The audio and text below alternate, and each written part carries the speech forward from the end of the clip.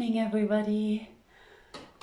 Welcome to another reading of 1001 Nights. My name is Saman Giraud. Thank you for tuning in. And yeah, that's actually it. I don't usually have much to say. That's just me. So tonight we're actually finishing volume 2 of 1001 Nights. If you're new to our show, this is the translation of Sir Richard Burton. Enjoy the reading.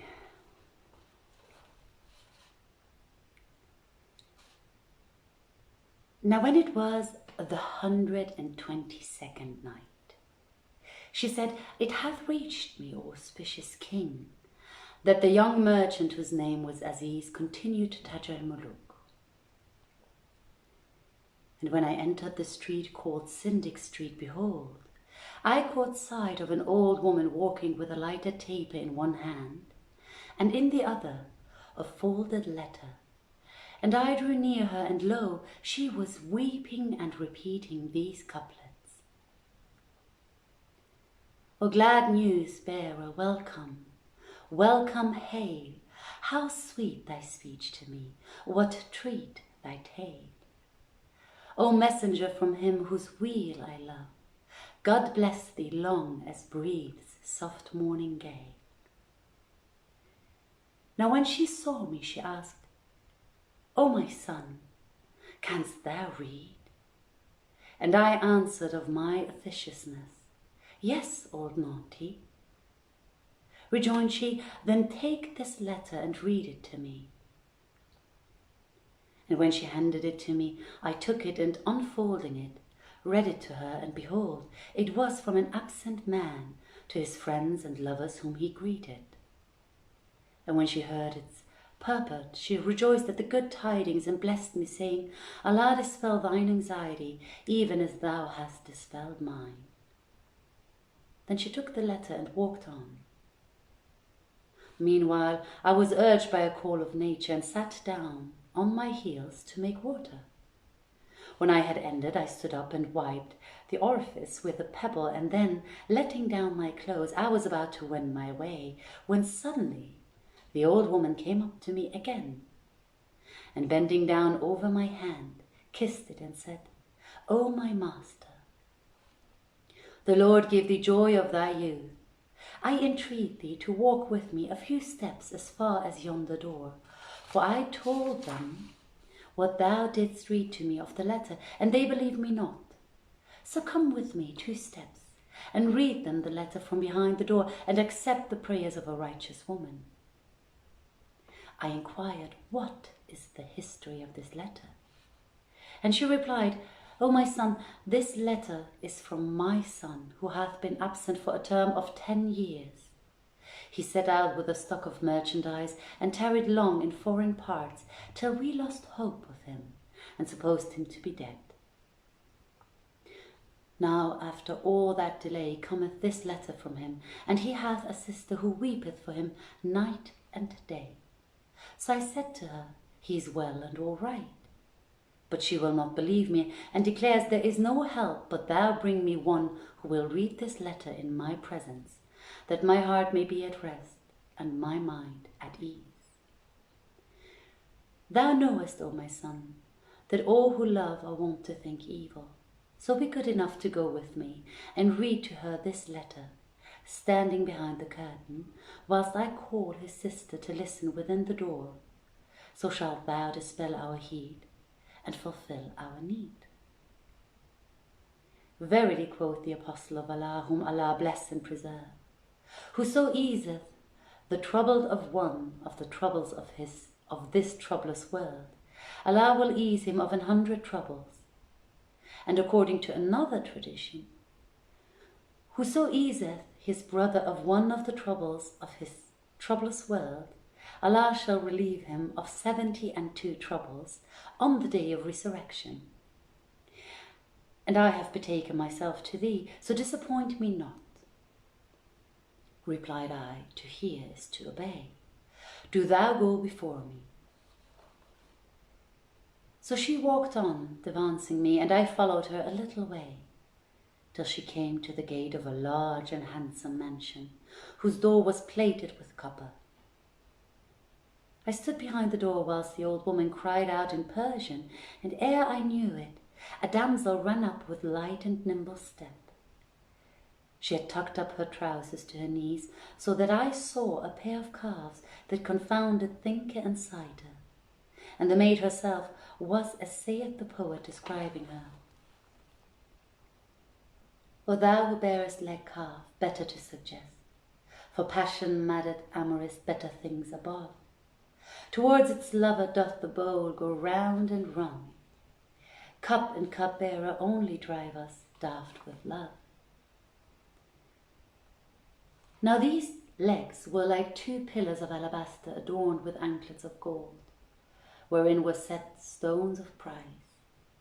And the damsel had tucked up the end of her gown under her armpit, and had rolled up her sleeves to the elbow, so that I could see her white wrists, whereon were two pairs of bracelets with claps of great pearls.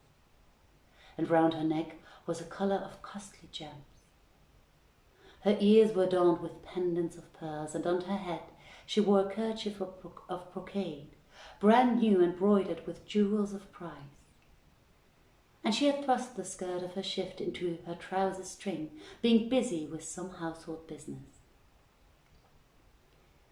So when I saw her in this undress, I was confounded at her beauty, for she was like a shining sun. Then she said with soft, choice speech, never heard I sweeter, O my mother, is this he who cometh to read the letter? It is, replied the old woman.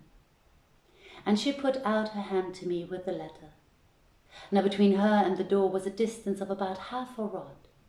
So I stretched forth my hand to take the letter from her, and thrust head and shoulders within the door, thinking to draw near her and read the letter, when, before I knew what her design was, the old woman butted her head against my back, and pushed me forwards with the letter in my hand, so that ere I could take thought, I found myself in the middle of the hall, far beyond the vestibule. Then she entered, faster than a flash of blinding levin, and had naught to do but to shut the door. And Shahrazad perceived the dawn of day, and ceased to say her permitted say. Now when it was the 123rd night, she said, It hath reached me, O auspicious king, that the youth Aziz pursued to Taj al-Muluk. When the old woman pushed me forwards, I found myself, ere I could think, inside the vestibule. And the old woman entered faster than a flash of blinding levin, and had naught to do but to shut the door. When the girl saw me in the vestibule, she came up to me and strained me to her bosom, and threw me to the floor. Then she sat astraddle upon my breast, and kneaded my belly with her fingers, till I well nigh lost my senses.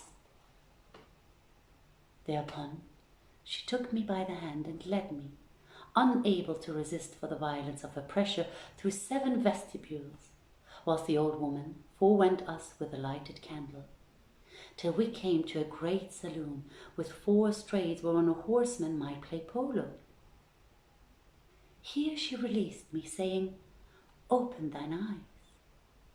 So I opened them, still giddy for the excess of her embracing and pressing, and saw that the whole saloon was built of the finest marbles and alabasters, and all its furniture was of silk and brocade, even to the cushions and mattresses. Therein also were 2 benches of yellow brass, and a couch of red gold, set with pearls and precious stones, befitting none save kings like thyself. And off the saloon were smaller sitting rooms, and the whole place was redolent of wealth.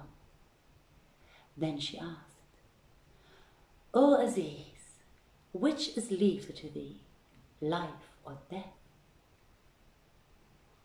Life, answered I. And she said, If life be liefer to thee, marry me.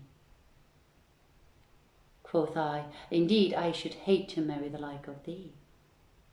Quoth she, if thou marry me, thou wilt at least be safe from the daughter of Dalilah, the wily one. I asked, and who be that daughter of the wily one? Whereupon she laughed and replied, 'Tis she who hath companied with thee this day for 1 year and 4 months. May the Almighty destroy and afflict her with one worse than herself.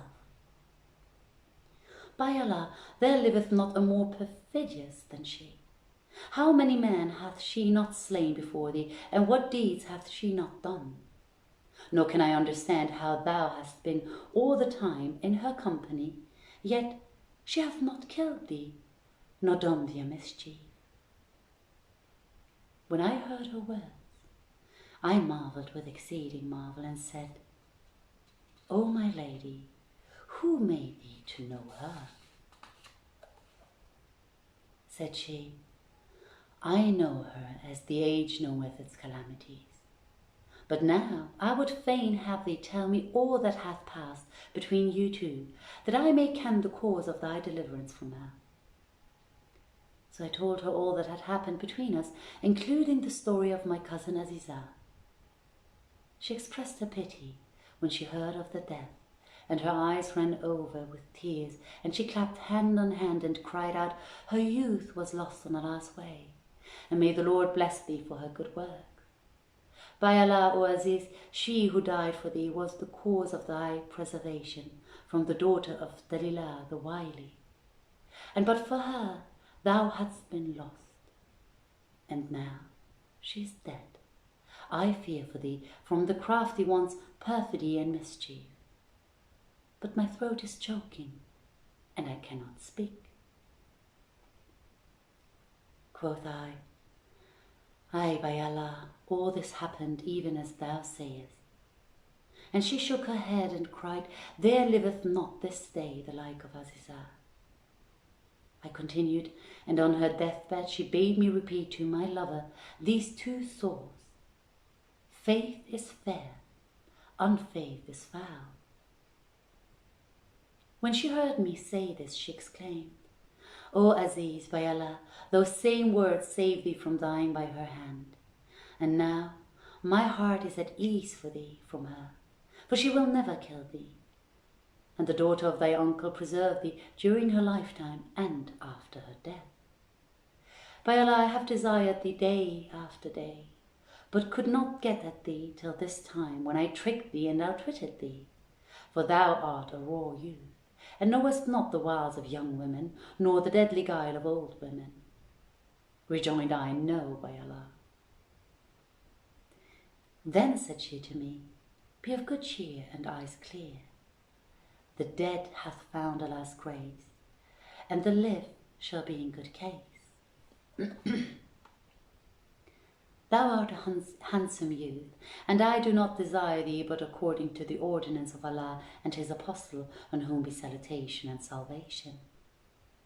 Whatever thou requirest of money and stuff, thou shalt have forthright without stint, and I will not impose any toil on thee, no, never.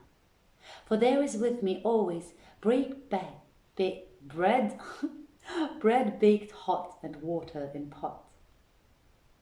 All I need of thee is that thou do with me even as the cock doth. I asked, and what doth the cock?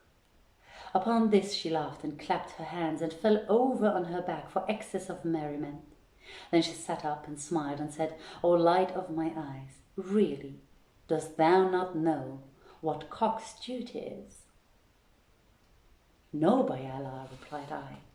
And she, the cock's duty is to eat and to drink and to tread. I was abashed at her words and asked, is that the cock's duty? Yes, answered she. And all I ask of thee now is to gird thy loins and strengthen thy will and futter thy best. Then she clapped her hands and cried out, saying, O my mother, bring forward those who are with thee. And behold, in came the old woman, accompanied by 4 lawful witnesses and carrying a veil of silk.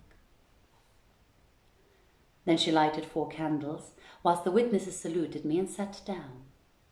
and the girl veiled herself with the veil, and deputed one of them to execute the contract on her behalf.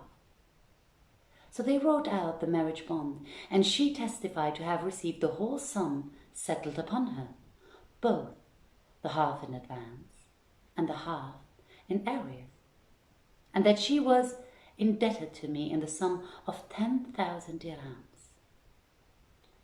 And Shahrazad perceived the dawn of day, and ceased saying her permitted say. Now when it was the 124th night, she said, "It hath reached me, O auspicious king, that the young merchant continued to Taj al-Muluk. When they wrote out the marriage contract, she testified to having received the whole sum settled upon her, the half in advance and the half in arrears, and that she was indebted to me in the sum of 10,000 dirhams. She paid the witnesses the wage, and they withdrew whence they came.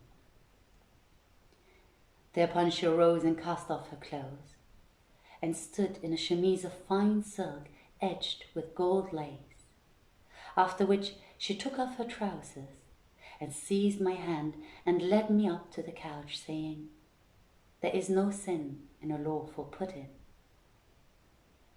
She lay down on the couch outspread upon her back, and drawing me on to her breast, heaved a sigh and followed it up with a wiggle by way of being coy. Then she pulled up the shift above her breasts, and when I saw her in this pose, I could not withhold myself from thrusting it into her, after I had sucked her lips, while she was whimpered and shammed shame, and wept no tears came. And then said she, 'O my beloved, do it, and do thy best.' Indeed, the case reminded me of his saying, who said, When I drew up her shift from the roof of her quoin, I found it as straight as my mind and my money. So I drove it halfway, and she sighed a loud sigh. Quoth I, 'Why this sigh?' 'For the rest of it, honey.' And she repeated, 'O my beloved, let the finish be made, for I am thine handmaid. My life on thee, up with it. Give it to me, all of it, that I may take it in my hand and thrust it into my very vitals.' And she ceased not to excite me with sobs and sighs and amorous cries in the intervals of kissing and clasping, until, amid our murmurs of pleasure, we attained the supreme delight and the term we had in sight. We slept together till the morning, when I would have gone out, but lo! She came up to me laughing and said, 'So, thinkest thou that going into the hammam is the same as going out? Dost thou deem me to be the like of the daughter of Dalila, the wily one? Beware of such a thought, for thou art my husband by contract and according to law. If thou be drunken, return to thy right mind, and know that the house wherein thou art openeth but one day in every year. Go down and look at the great door.' So I arose and went down, and found the door locked and nailed up, and returned and told her of the locking and nailing.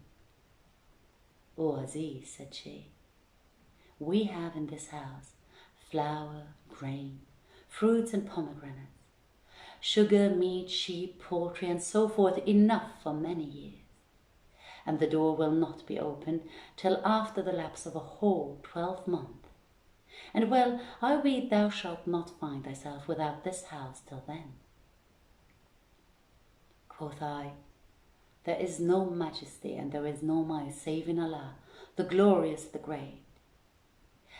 'And how can this harm thee?' rejoined she, 'seeing thou knowest cock's duty, whereof I told thee?'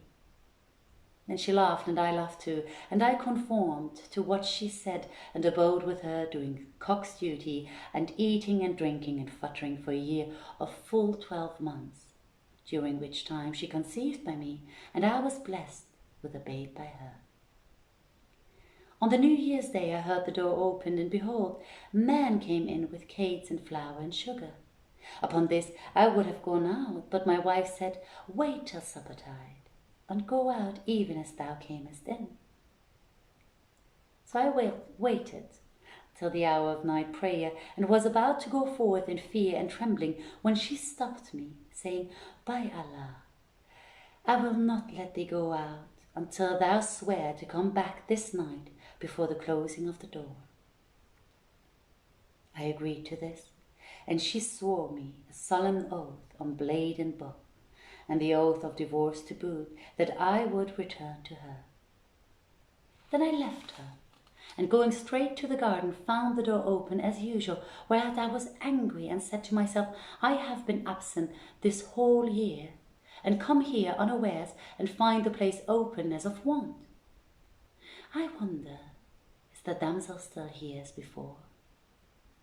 I needs must enter and see before I go to my mother, more by reason that it is now nightfall.